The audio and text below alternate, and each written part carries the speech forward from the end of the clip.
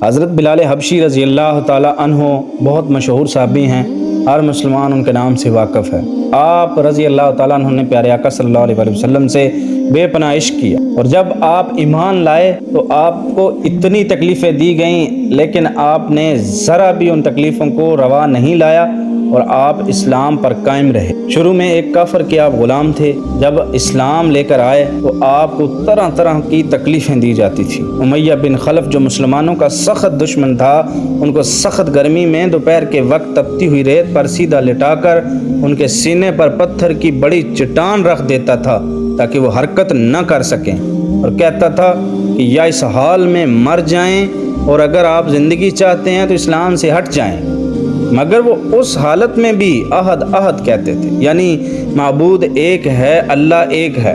اس کو اور زیادہ غصہ آتا تھا اور وہ آپ کو رات کو زنجیروں کے ساتھ باندھتا تھا اور کوڑے لگاتا تھا، اور اگلے دن ان زخموں کو گرم زمین پر ڈال کر اور زیادہ زخمی کر دیتا تھا تاکہ آپ بے قرار ہو کر اسلام سے پھر جائیں یا تڑپ تڑپ کر مر جائیں۔ سزائیں دینے والے جب اکتا جاتے تھے، کبھی ابو جہل کا نمبر آتا، کبھی امیہ بن خلف کا نمبر آتا، اور کبھی اوروں کا نمبر آتا۔ ہر شخص اس کی کوشش کرتا کہ تکلیف دینے میں زور ختم کر دے۔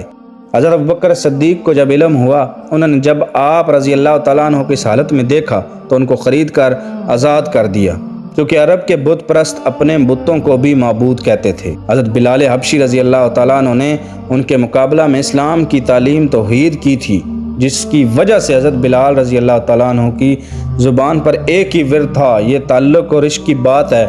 اس دنیا کی جھوٹی محبتوں میں ہم دیکھتے ہیں جس سے محبت ہو اس کا نام لینے میں لطف آتا ہے۔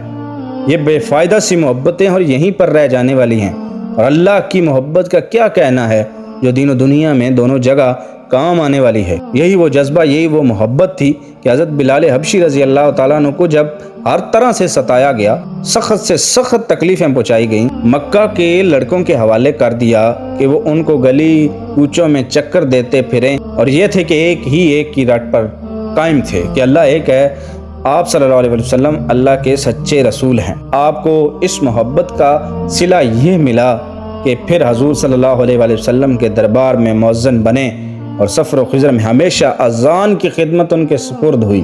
جب پیارے آقا صلی اللہ علیہ وآلہ وسلم کا وصال مبارک ہوا تو اس کے بعد مدینہ میں رہنا اور حضور صلی اللہ علیہ وآلہ وسلم کی جگہ کو خالی دیکھنا مشکل ہو گیا۔ اس لیے ارادہ کیا کہ اب اپنی زندگی کے جو بچے دن ہیں میں جہاد میں گزار دوں گا۔ حضرت بلال حبشی ایک عرصہ تک مدینہ منورہ لوٹ کر نہیں آئے۔ پھر ایک مرتبہ حضور صلی اللہ علیہ وآلہ وسلم خواب میں تشریف لائے۔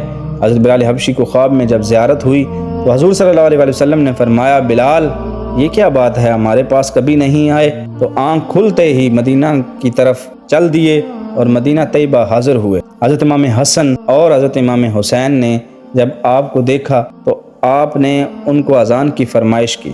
لاڈلوں کی فرمائش کیسے انکار کر سکتے؟ اذان جب آپ نے کہنا شروع کی اور مدینہ میں جب حضور صلی اللہ علیہ وآلہ وسلم کے زمانے کی اذان کانوں میں پڑی تو لوگوں کو آپ صلی اللہ علیہ وآلہ وسلم کا وہ زمانہ اور آپ صلی اللہ علیہ وآلہ وسلم کا وہ وقت یاد آ گیا۔ ایک محبت کا، اضطراب کا، تڑپ کا ایک منظر بن گیا۔ آپ نے چند روز مدینہ طیبہ میں قیام کیا اور حضور صلی اللہ علیہ وآلہ وسلم سے بے پناہ محبت کرنے والے حضرت بلال حبشی رضی اللہ تعالی عنہ کچھ دن بعد واپس دمشق آئے اور 20 ہجری کے قریب آپ کا وصال ہو گیا۔